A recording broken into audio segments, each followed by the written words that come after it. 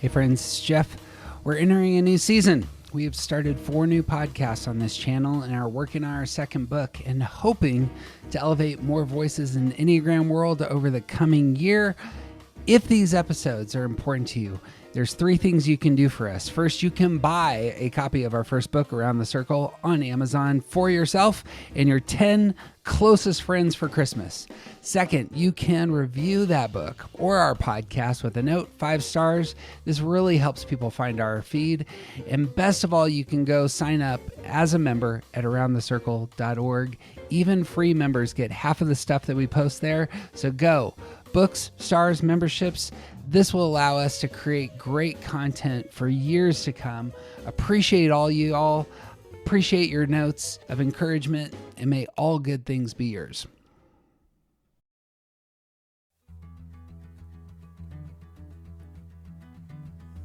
This is Around the Circle. I'm Jeff Cook. I'm here with the TJ Wilson. Hello.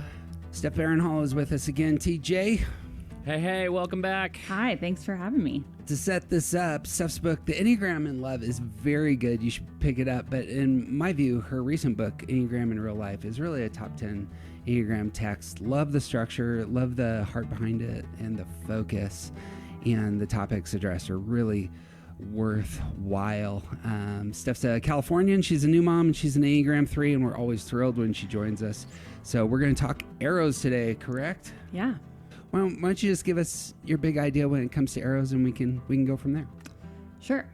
I learned from the Complete Enneagram and Beatrice Chestnut and Oronio Pies about a different way of looking at the arrows, which is how I see them now, which is instead of going stress one direction and growth the other direction, it's really more you can go either direction in health or unhealth.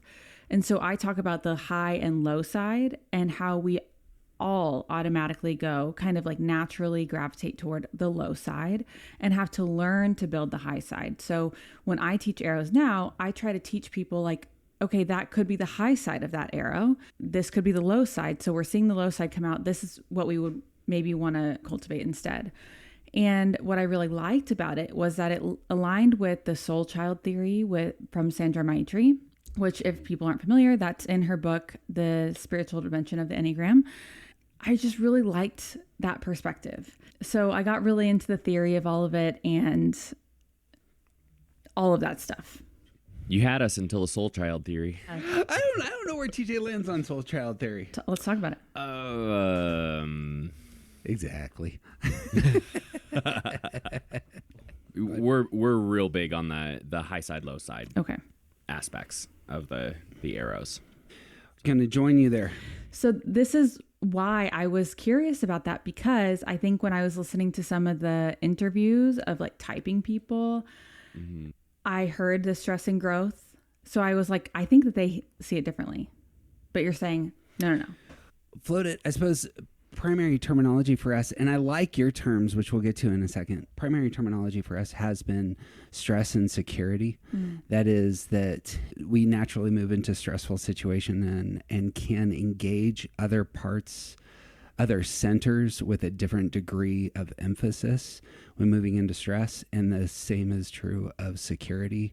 I think that's how I'd want to characterize it up front, is that you are 3 centers, and that in life, when stress, security, or just the pursuit of your motive is taking place, the balance within you kind of shifts to meet what you're experiencing in the world. And so that can look like a very healthy move, even when in stress, and it can also look like a very unhealthy move when moving into security. And so too, when you're just centered, can be both high and low side. Anything to build on that? We agree, we're more likely to fall into the low side of both of those, and we have to develop the skills of grabbing the high side stuff that we need. Yeah. The phrase that I always use for the low side is unintentional drift. So it's like, whoops, here I go again. But I'm curious, how do you define stress and security? Because that might be where I'm like, my frame of reference for what those terms mean doesn't align with the way that I perceive the arrows, but I could have a different, definition. Primary for me is Enneagram is a theory of motive, when your motive is met, you are centered when you are pursuing your motive. When your motive is met, you naturally have an experience of something like security. I have met my motive, and I have a different kind of experience because now that my motive is met, something happens in me in terms of how I come to the world. But the same is true with stress. There are times where we put our best tools into practice, try to move the world in terms of meeting our motive, and it doesn't happen. And we feel, and all the types experience this differently, but there can be a place where it's as though the problems aren't being resolved and the motive isn't being met. And so we naturally pivot to different spaces in terms of the centers to try and feel good in the world. And that may even be abandoning our motive. So in my view, that happens with a lot of the numbers, that they abandon their motive when moving into their stress move, and they pick up almost a different motive just to feel good in the world and to get stability. And but I do what did you call it? The transformation point, I think is well stated in terms of the language around the stress move, that can actually be a transformative experience. So lots to say there. I'm kind of rambling, but what do you think there? Yeah, I mean, I think that makes sense. And I think, are you guys familiar with the Integrative 9, the IEQ 9 questionnaire? I mean, I know you know about it, but like, have you looked at it? I know nothing of it. Okay. The IEQ 9, I'll be honest, not my favorite, Enneagram assessment, but I am certified in it. So it's one that I've studied. And one of the really interesting things about the way that they teach stress, because in that questionnaire, there's a piece that's like, what is your level of stress in these different areas of your life? And they actually kind of teach that the sweet spot is in like the middle zone, like in a yellow zone. So instead of green being no stress or red being way too much, you want something, you want some resistance or something, you're driving against, because it kind of indicates that you're working towards something. And so if we're kind of defining stress in that sense, I could see how that could be positive. I would fully affirm that. I think so functionally, if you were to talk about like what's the big idea going on for being a healthy human being, TJ and I are going to elevate quite a bit of language about balance and bringing in Enneagram terminology that's going to mean balance across your centers. So what does it look like for you to be healthy in your mind, healthy in your body, healthy in your emotional life? That becomes primary. As you were saying, like pushing into spaces where you kind of feel and experience the stress, I think naturally does build up some of those either your secondary center or your repressed center in ways that can be very beneficial. You got thoughts, Steve?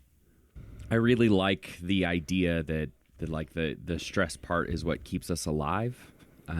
Like there are a life where one never encounters the need for the tools available at their stress line.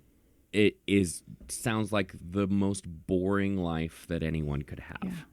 And there's challenges, there's things that happen, and in a lot of ways, because our systems are faulty, we need tools from that other space in order to keep us alive. And I think that ranges from like legitimately like actual things that threaten our lives to struggling with having to figure out how to get up at 6 a.m. every day because I have a 5-year-old that has to go to school. Like those are very different stresses, but I think like tools as a 9, I think tools at 6 both literally keep me alive and also inform that like I need to have a plan and I need to execute a plan in order to actually make this change happen. So, no. Yeah. Well, I don't know where you guys want to go with this, but I got lots of places to go. Okay. But tell me what's on your mind.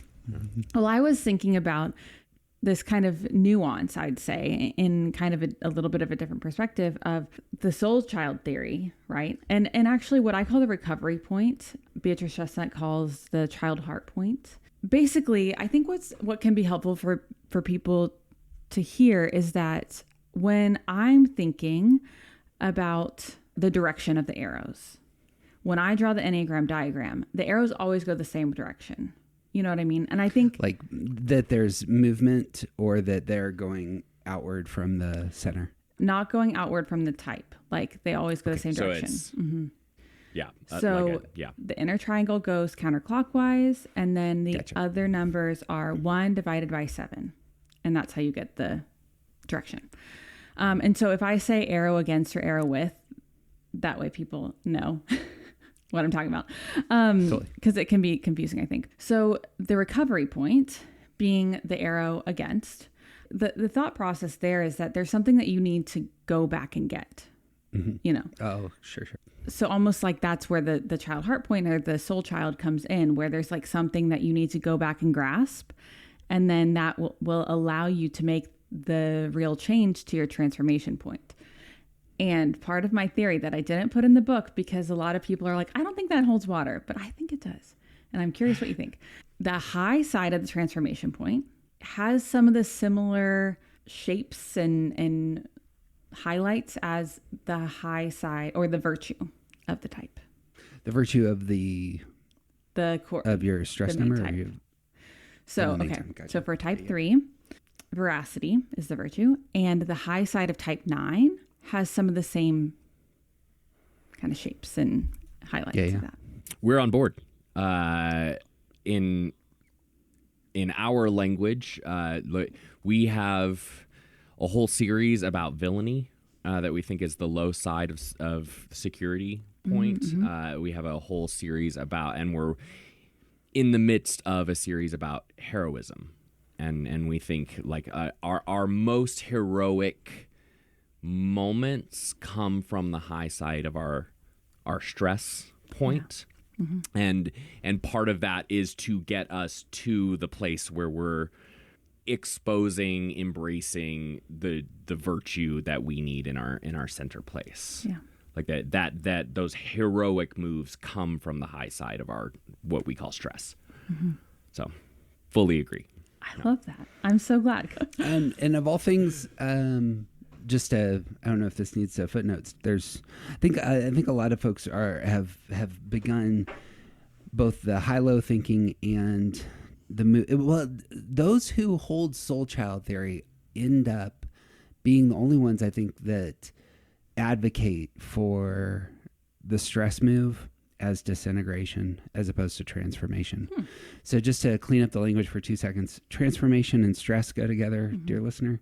Recovery and security go together in our conversation.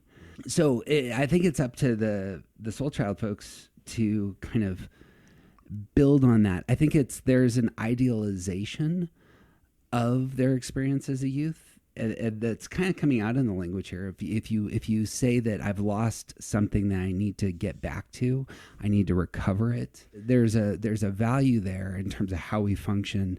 It would have to be the case that all people function this way. That you had something when you were young that you lost when you were older, and that there is a desire to return. I'm suspicious of this, mostly because that's not my experience. But I'm open to the fact that I might be blind to this element. I do understand that there's probably an experience of feeling, I suppose my language would be, I know there's a feeling of being secure when I was young in some pockets in my memory. And so I do understand that probably gets elevated in my memory. It probably gets elevated in other people's memory. And I think that's where the theory would then come from. It's, that was my best self when everything felt like it was very comfortable and I was secure. And that's who I want to be moving forward. So I need to get in touch with that child. Now, I don't know anything. You have a degree in psychology, so you could speak to this better in terms of how that transcends. That counts. Yeah. You know how to read research. That's true. How young experiences play into adult life. I'm ignorant on these fronts. I'm fully ignorant on these fronts. So all my statements here come from intuition. But do you have thoughts on that? Okay, two separate kind of thoughts. My thought process with kind of the soul child theory, I really like the way that it's framed in the Enneagram Guide to Waking Up by Beatrice Chestnut and Oronio Pies, because they have these little vignettes in the beginning of them. And it's not so much like a conscious choice. It's like, in their teaching overall, right? They talk about how we're closest to essence at the very beginning of life and the end, you know, in terms of like old age. And that's when we're closest to that sense of essence, and everything else is like the personality shell that we feel that we must have to protect ourselves. And so I like the way that they frame it, and it rang true for me. And also one of my quibbles with it is, does that then mean we're not the type that is our core type? Do you know what I mean? Yep. So I'm it's one of those things that I like the way that it lines up for me and the way that I teach it, but I don't get all that in the weeds with that part of this theory, because most of the time, and you'll even read in my book, I do say, yeah, you know, go back to the recovery point and grab something that you might need. So for me, what that looks like is I have to go back to type 6 and ask myself, like, think about, do I have capacity for this? Is this the right timing? Like, 3s don't ever think, do I have capacity for this before they say yes to something? They're like, what will this do for me? How will this serve me? How will this serve somebody else? How will this make people think about me? How will this propel me forward? And so I created a rubric for myself of how, like, what would a 6 ask? And I asked myself those questions before saying yes to something. And then that allows me to have space in my schedule to be a 9, you know, to rest and relax, because otherwise it's like a 3 plan my schedule, right? So unless I plan for that 9 space, which 3s don't naturally think about, that's an exercise. So grabbing that thing from the 6 allowed me to create more space at the 9. That's more the way that I think about it, but I'm not so married to like, you have to do all the inner work at your recovery point first before moving to the transformation point. Because again, I'm not really about just like, let's talk theory. It's more like, what is the practical aspect of this? And that's the thing that I want people to take away from it, rather than like knowing how it's quote unquote supposed to work. I have lots of thoughts. I mean, my main thought is that I came into this prepared for some kind of debate, and we're just in agreement on basically all the things. Yeah. So, yeah. I mean, I like, and I like that. Like, I can appreciate that, because I feel like I have received a lot of pushback on this, especially from people who maybe are not as in the Enneagram space now, like, because they're like, well, the wisdom of the Enneagram says this. And I'm like, yes, but Russ Hudson doesn't teach it that way anymore. And so you have to allow books that are 25, 27 years old to have some transformation too. Like, Russ Hudson doesn't have to create a new book for his teachings to change. And so I appreciate that we have, like, even though we have these different terminologies, we have a lot of agreement, because it's about helping people. That's my perspective, right? Mm-hmm. And I want that practical application to flourish. Yeah. My quick take would be that your security number isn't everything, which is what Soul Child feels like to me, but it's not nothing. And so a primary question I think for us is, it seems to me much easier to get into your stress move, into your transformation point. Yes. But for many of us, the move into security is difficult. I love the wisdom here in terms of saying, what would a 6 ask? What would your security move? What would it ask? How would it conceive of this present situation? Because that naturally moves you into a space where you can identify with the answers. And that will move you into a different, that will rearrange, as I've kind of been saying, that'll do some work on you in terms of your centers and how they align. Yeah. Like you're saying, engaging the world. It's the centers, right? Like it is, except for some of the types, they don't have access to all the centers. Correct. So, well, we could talk about that as well. Yeah. Because like, what do you do with 2s, for example? So presently, and I may be in the minority on this one, because I'm debating a lot of people on this recently. I think that the stress security arrows are given too much weight, and even though we're writing a book on it, I think that it's actually the centers that are truly the place we need to focus first. The arrows especially because they constitute the logo of our discipline, as it were.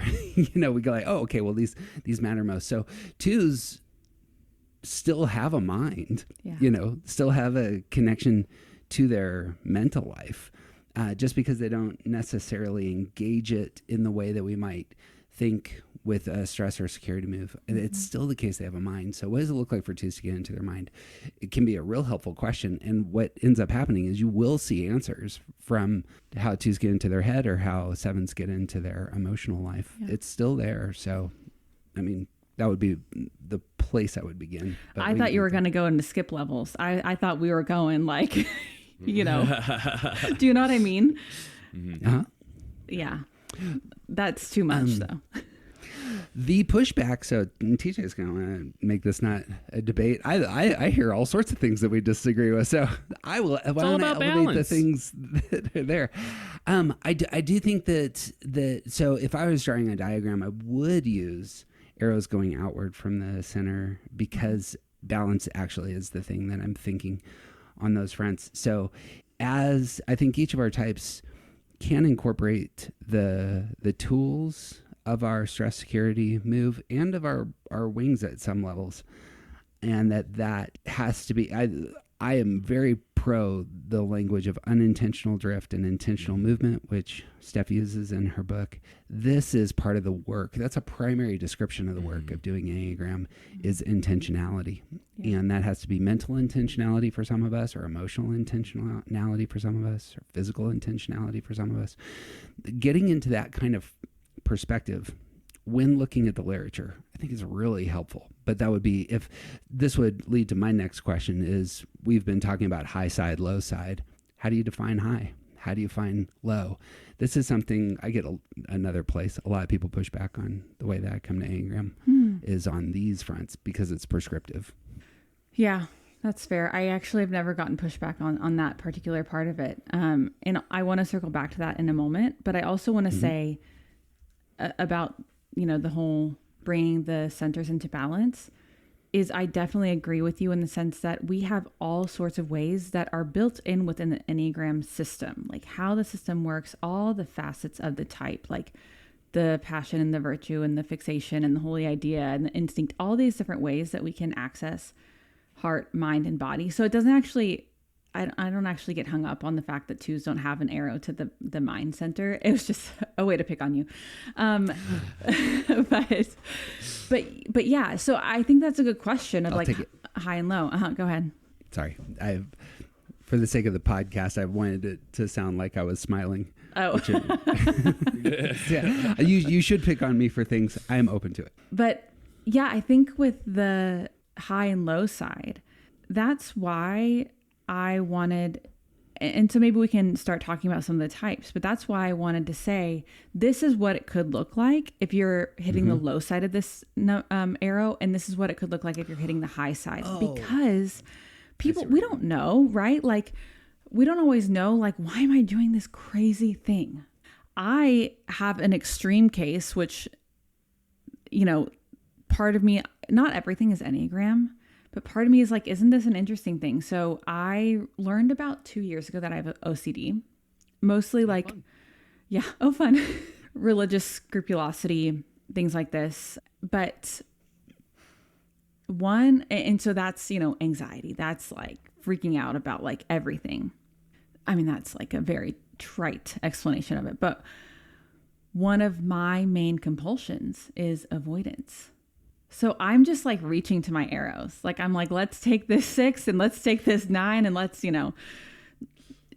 shelter in place essentially is what happens. But I do think that we can start to identify ways that we are drifting either direction and just say, oh man, I noticed that I did that today.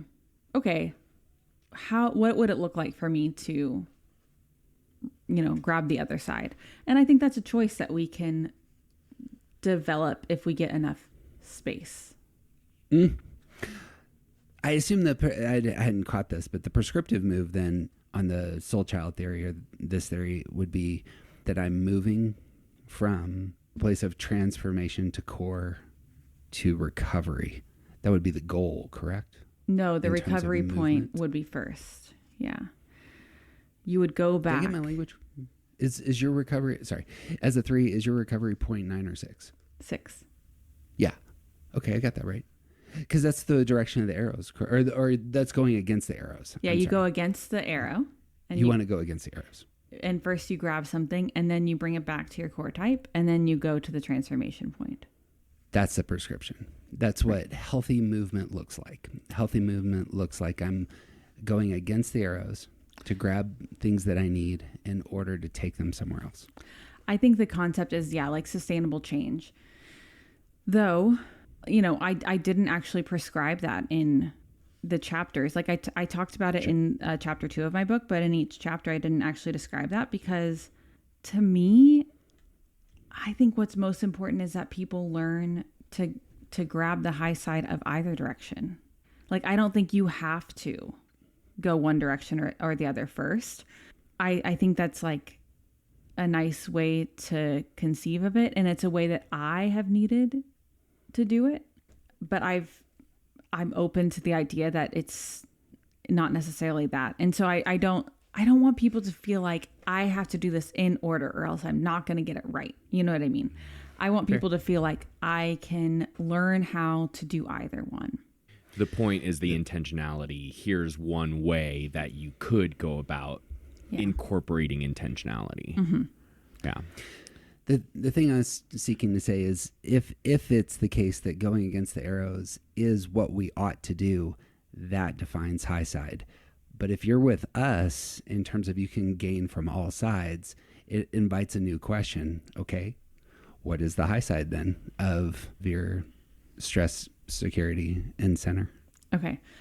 So then what I perceive as the high side would be like what it looks like for your arrow types to be healthier. It invites the question, what do you mean by health? Well, I think if you look at the levels of development, I think that's a pretty decent framework. Well, yeah. Go ahead, sorry. And I think I could see maybe where you're arguing, because part of the thing is what is healthy for a 2 to go and grab from an 8 is not always the quote unquote healthiest thing for an 8 to do. Mm-hmm.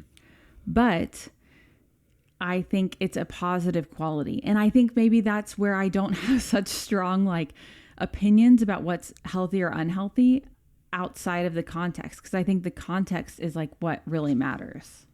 I love that as a reflection, by the way. Just it got thrown. It's a kind of a footnote, but sometimes the thing that you need from your stress move isn't necessarily the healthiest thing for that type, but it may be very healthy for you. I think that's a great little thought. Well, because I think it's what they're naturally good at. I think we can, that's where I have a really positive view on all of the types, because I think we can learn something valuable from each of them. Mm-hmm. Whether it's your stress or security or, arrow movement or not, or wing movement or whatever. I think there's something valuable we can learn, because everyone is naturally just so in the pocket on one of these things, right? They've got it. And so if I need help setting boundaries and thinking man, I'm really taking a lot of responsibility for this, I call my 8 friend and she's able to be actually, no, they made that choice. You can be compassionate, but you're not responsible.